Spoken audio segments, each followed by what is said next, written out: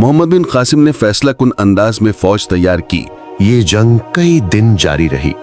راجہ داہر نے اپنے ہاتھیوں، زرہ پوش فوج اور تجربہ کار سپاہیوں کے ذریعے بھرپور مزاحمت کی، مگر محمد بن قاسم کی حکمت عملی، گھڑ سواروں کی چستی اور منظم فوجی نظام نے بالآخر دشمن کو شکست دی۔ راجہ داہر کے لشکر کے پرخچے اڑ گئے، راجہ خود میدان جنگ میں مارا گیا۔ راجہ داہر کی شکست کے بعد سندھ کی عوام میں خوشی کی لہر دوڑ گئی۔ وہ داہر کے ظلم سے تنگ آئے ہوئے تھے۔ محمد بن قاسم نے انہیں مذہبی آزادی دی، خراج کا منصفانہ نظام رائج کیا اور بدعنوان حکام کو سزا دی۔ کئی علاقوں میں عوام نے خود محمد بن قاسم کی حکومت کو قبول کر لیا۔ محمد بن قاسم کے دور حکومت میں سندھ میں اسلامی تعلیمات کا آغاز ہوا، مساجد بنائی گئیں، عدالتی نظام قائم ہوا اور اسلامی اصولوں کے مطابق قوانین مرتب کیے گئے۔ اس نے سندھ کو دارالاسلام کا درجہ دیا۔ محمد بن قاسم کا کردار بچوں، بڑوں، مسلمانوں اور غیر مسلموں سب کے لیے مثالی تھا۔ وہ سادہ لباس پہنتا اور راتوں کو عبادت میں گزار دیتا۔ اس کا انصاف یہاں تک مشہور ہوا کہ ہندو پجاری اور بدھ راہب تک اس کے عادلانہ فیصلوں کے قائل ہو گئے۔ سندھ کی تقریباً مکمل فتح کے بعد محمد بن قاسم نے اپنی فتوحات کا سلسلہ مزید شمال کی طرف بڑھایا۔ ان کا اگلا ہدف ملتان کا شہر تھا۔ ملتان ایک انتہائی اہم تجارتی اور مذہبی مرکز تھا۔ یہاں ایک بڑا سورج مندر تھا جسے ہندو بہت مقدس مانتے تھے، اور اس میں سونے اور ہیرے جواہرات کے ڈھیر موجود تھے۔ راجہ داہر کے شکست کے بعد ملتان کے حکمران نے محمد بن قاسم کے مقابلے کے لیے بھرپور تیاری کر رکھی تھی۔ محمد بن قاسم نے اپنی فوج کے ساتھ ملتان کا محاصرہ کیا۔ ملتان کا قلعہ بھی بہت مضبوط تھا اور اس کے دفاعی انتظامات بہترین تھے۔ ہندو فوج نے سخت مزاحمت کی اور مسلمان فوج کو کئی دن تک کامیابی نہیں ملی۔ محمد بن قاسم نے اپنی حکمت عملی اور صبر کا مظاہرہ کیا۔ محاصرے کے دوران ایک مقامی شخص محمد بن قاسم کے پاس آیا اور اس نے قلعے کے اندر پانی کی فراہمی کے خفیہ راستے کی نشاندہی کی۔ یہ راستہ قلعے کے اندر ایک نہر کی شکل میں جاتا تھا جو شہر کے پانی کی ضروریات پوری کرتا تھا۔ محمد بن قاسم نے اس اطلاع کا فائدہ اٹھایا اور اس نہر کا رخ قلعے سے موڑ دیا۔ پانی کی فراہمی منقطع ہوتے ہی قلعے کے اندر پیاس کی شدت بڑھ گئی اور فوجیوں اور شہریوں کا حوصلہ پست ہو گیا۔ اس کے بعد مسلمان فوج نے بھرپور حملہ کیا اور قلعے میں داخل ہونے میں کامیاب ہو گئے۔ ملتان فتح ہو گیا۔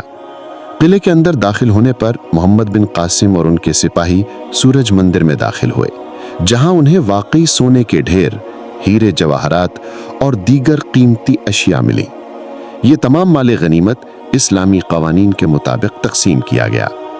ملتان کی فتح نے مسلمانوں کی طاقت کا سکہ مزید بٹھا دیا اور بر صغیر میں اسلامی اثر و رسوخ کو مزید وسعت دی۔ ملتان کی فتح کے بعد محمد بن قاسم کا ارادہ تھا کہ وہ مزید پیش قدمی کریں اور ہندوستان کے دیگر علاقوں کو بھی فتح کریں۔ انہوں نے پنجاب کے کچھ علاقوں میں بھی اپنی فوجیں بھیجیں اور کئی جگہوں پر فتح حاصل کی۔ محمد بن قاسم کی فتوحات کا سلسلہ ابھی جاری تھا اور وہ بر صغیر میں ایک عظیم الشان اسلامی سلطنت کی بنیاد رکھ رہے تھے، جب انہیں اچانک بغداد سے ایک حکم موصول ہوا جو ان کے لیے موت کا پروانہ ثابت ہوا۔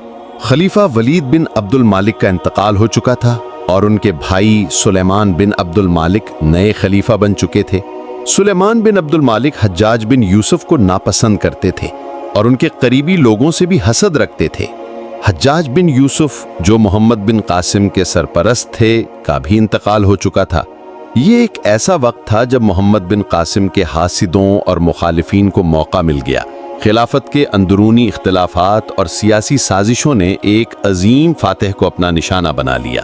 سلیمان حجاج بن یوسف کو سخت ناپسند کرتے تھے اور ان کی وفات کے بعد ان کے تمام قریبی لوگوں، جن میں محمد بن قاسم بھی شامل تھے، کو نشانہ بنانا چاہتے تھے۔ حجاج بن یوسف نے سلیمان بن عبد المالک کو خلافت کا ولی عہد مقرر کرنے کی مخالفت کی تھی، جس کی وجہ سے سلیمان उनसे ज़ाती अनाद रखते थे। इसी बिना पर खलीफा सुलेमान बिन अब्दुल मालिक ने मोहम्मद बिन कासिम को फौरन वापस बगदाद बुलाने का हुक्म जारी कर दिया।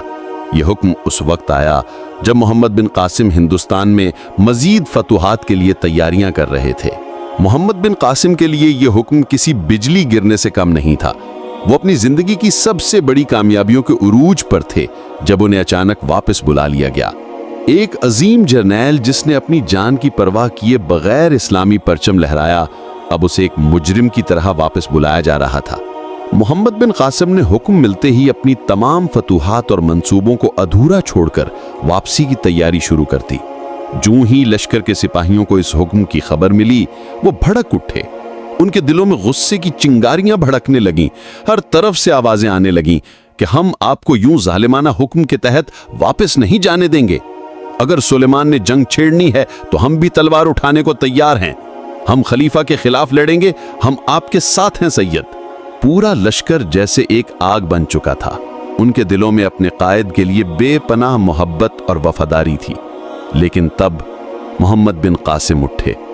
उनके चेहरे पर गम और बर्दाश्त का अक्स था, मगर आवाज में सुकून और दानाई की गहराई थी। उन्होंने सबकी तरफ देखा और नर्म मगर मजबूत लहजे में फरमाया कि मेरे भाइयों, मैं तुम सबका जज्बा समझता हूं। तुम्हारी वफादारी मेरे लिए काबिल फख्र है, लेकिन याद रखो, ये अदावत खलीफा की सिर्फ मेरे साथ है, तुमसे नहीं। अगर मैं चला जाऊंगा तो तुम सब महफूज रहोगे, लेकिन अगर तुम मेरे लिए तलवार उठाओगे तो याद रखो, इधर भी मुसलमान हैं और हम भी मुसलमान। अगर मुसलमान मुसलमान से टकरा गया तो खून मुस्लिम बहेगा और मैं कभी ये नहीं चाहूंगा। ये सुनकर लश्कर की आंखों में आंसू आ गए।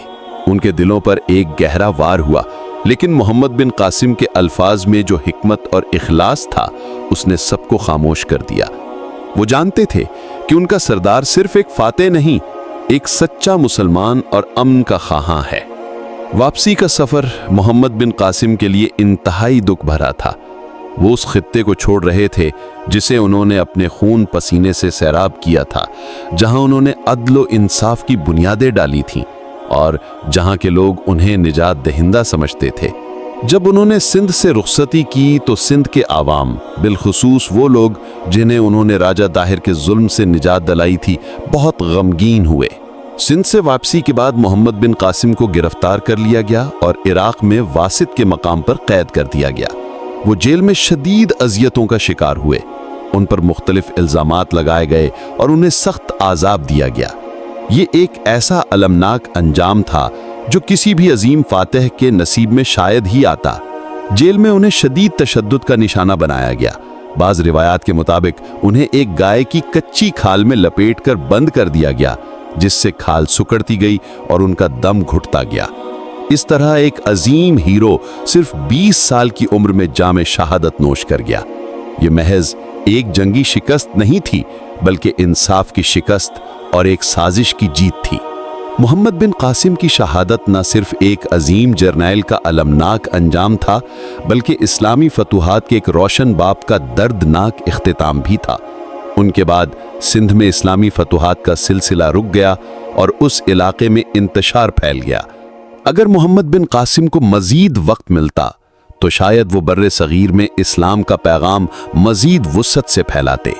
ताहम मोहम्मद बिन कासिम की कुर्बानी रायगान नहीं गई। उनकी फतूहात के नतीजे में बर्रे सगीर में इस्लाम की बुनियाद मजबूत हो गई। सिंध की सरजमीन आज भी मोहम्मद बिन कासिम की मीरास की अमीन है। उनकी वजह से बर्रे सगीर में इल्म व फन की नई राहें खुली, इस्लामी सकाफत परवान चढ़ी और अदलो इंसाफ का पैगाम पहुंचा। आज भी पाकिस्तान में उन्हें एक कौमी हीरो का दर्जा हासिल है और उन्हें फातेह सिंध के नाम से याद किया जाता है। प्यारे दोस्तों, अगर वीडियो अच्छी लगे तो इसे लाइक करें, हमारे चैनल को सब्सक्राइब करें और वीडियो को अपने दोस्तों के साथ जरूर शेयर करें और कमेंट बॉक्स में हमें अपनी कीमती राय से जरूर आगाह करें। बहुत जल्द मिलते हैं एक और बेहतरीन और दिलचस्प कहानी के साथ। अल्लाह हाफिज।